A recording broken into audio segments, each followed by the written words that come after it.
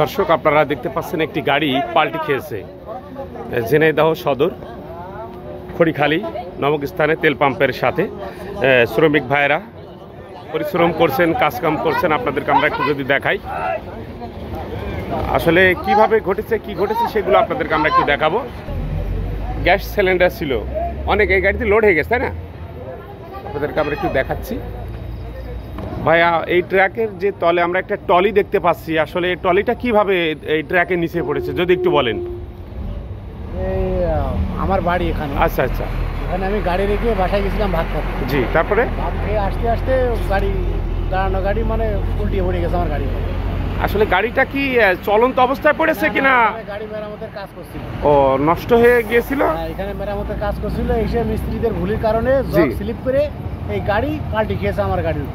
আচ্ছা, আল্লাহর কি রহমত যে আপনার টলির পারে পড়েছে। যদি শ্রমিক ভাইদের পারে পড়তো তাহলে তো ওরা জানে বেঁচে গেছে। মেলা মানুষ আল্লাহর রহমতে তারা বেঁচে গেছে। আসলে তার খুব হায়াত ভালো, এই জন্য নিচে ছিল, ও বেঁচে গিয়েছে।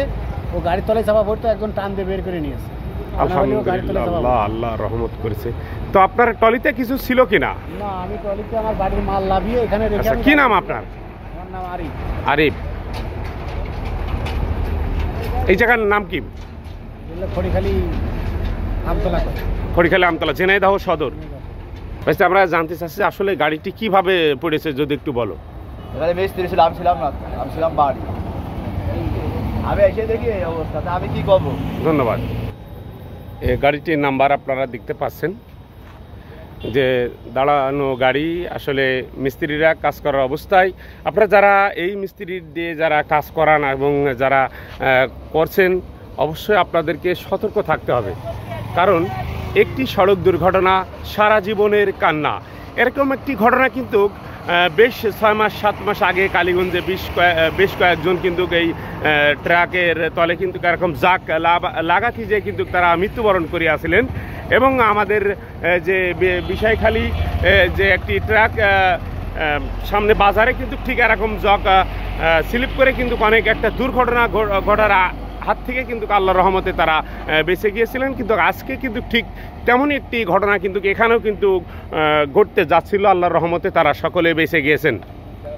আমরা যে টলিটির তলে পড়েছে এখানেও দাঁড়ানো রিস্ক, তারপরেও আপনাদেরকে আমরা একটু যদি দেখাই যে আসলে একটি টলি, এই টলিওয়ালা বাসায় ভাত খেতে যাওয়ার পরপরই কিন্তু এই দুর্ঘটনাটা ঘটে।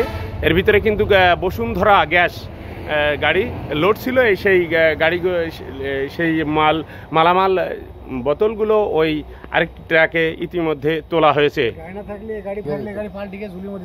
টলির জন্য গাড়িটি আল্লাহর রহমতে আরও বেঁচে গেছে, তাই না? আলহামদুলিল্লাহ।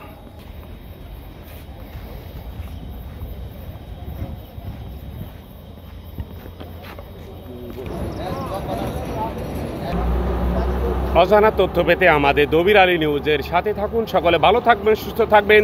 আল্লাহ হাফেজ।